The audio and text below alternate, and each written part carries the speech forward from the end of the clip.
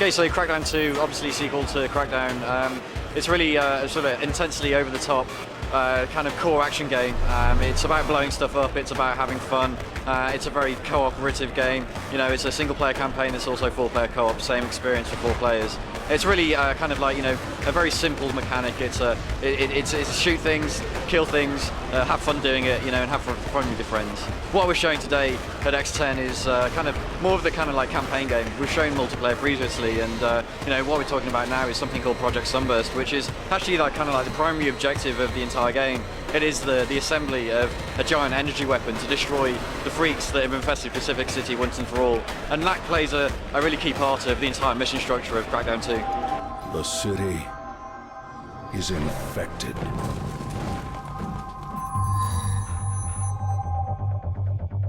You are the cure. What we wanted to try and do with the freaks in Crackdown 2 was like really add a load of variety into the world. You know, one of the things we wanted to try and solve is the fact that in Crackdown you're always fighting against the same type of enemy. There were gang members. It was a very samey experience. So with Crackdown 2, you know, you've kind of got that gang structure with the Cell as a terrorist group, but you've also got the freaks, and they have like intense variety from your base level scroungers, which is just like cannon fodder, and we're talking literally thousands of them on screen. We want to be able to like get players walking down the streets and seeing like hordes and hordes of enemies that they can just like drive through, kill very easily, but also have like the variety in the freak enemies, so that you have like Reaper freaks that have an ability to pick up objects and throw them at a player, like really big freaks to fight against, chase you across rooftops, that kind of thing. So, you know, that's like new for Crackdown 2 and something that's really exciting. And the other thing as well is that, you know, it's something that is turning player progression, agility orbs, become that superhero, you know, that sense of empowerment in the game that we had. You know, it's something that's really core to what we feel makes a great game, is like really pull the player along, give them a way of like progressing, reward their progress in the game, make them feel like they really do belong to that superhero persona that they earn. And you know, the agility orbs are like the crack in Crackdown, really addictive. And you know, one of the things we're adding with Crackdown 2 is like the sense of renegade orbs. Bit like agility orbs, but you know, as you approach them, they actually zip away from you. You actually physically have to catch them. So, you know, that's a nice little bit of fun that we're adding to the game.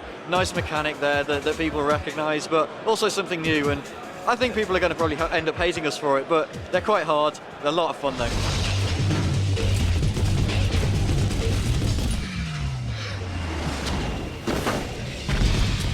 Crackdown 2 as a co-op game, it's completely open. It's a free-form sandbox game, and you know, in the co-op game, very few people actually have a completely open co-op experience. But what we're doing is something that's pretty unique. You know, we've got the same campaign game that's open, free-form. You can approach from any order, so 4 players have that same experience. 4 players can be in 4 different corners of the world, approaching 4 different missions at the same time. So they're all working towards a common objective of Project Sunburst, but they can be doing it in any order. They can also come together and play together and approach a mission at a time if they wanted. The key thing for us with Crackdown is that it's about letting the players decide. The players have that power in the world to approach the game any way they want. The other angle of multiplayer is like the skirmish mode. You know, it's an online game. It's very fast-paced. It's you know, it's competitive. It's 16 players in arenas where you're fighting off against each other. It's very vertical, 3D play space. You've got things like kind of jump pads and things that launch you around the environment. You've got that kind of physical nature to the game.